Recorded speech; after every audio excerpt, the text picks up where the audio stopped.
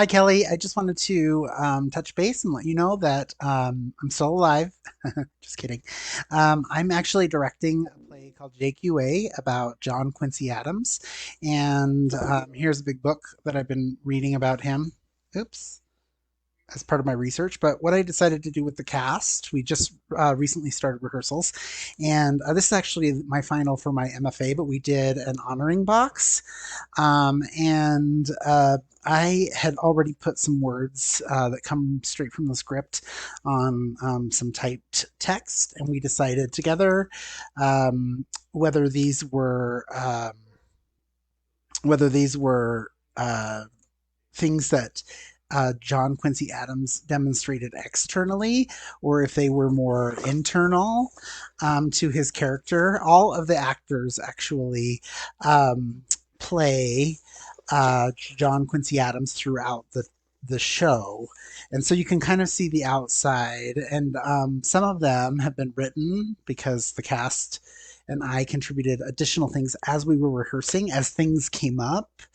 um, we decided to put them on the outside or inside, depending on if they were external to his character, if they were things that he let show, or if they were internal. And so um, we did a lot of talking around this. It resulted in a lot of discussion, but internally, John Quincy Adams was quite overwhelmed.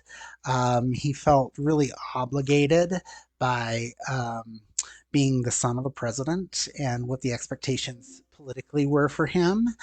And he was very loving, which he didn't let show as much. I mean, he had his ways of showing love, but he was very loving, more so than he was able to display outwardly. He was kind of a free spirit. In fact, in one podcast that I read, he spent some time skinny dipping. He loved the theater. He loved poetry. He loved art. He loved writing. He wrote in a journal that was published after his death. But he was kind of a free spirit, but he was not able to really show that. So that's inside the box as well. And let me see here. He was emotional, not something that men regularly showed in his time, but he was an emotional person.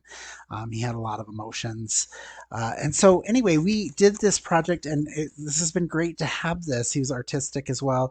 It was great to have this as a way to honor John Quincy Adams because everybody in the show plays him, but also to be able to really think about how this crafts the character that we portray on stage, what things are bubbling up deep within him because he's not able to show them outwardly, and what things can we demonstrate to the audience because they were things that he allowed to be seen.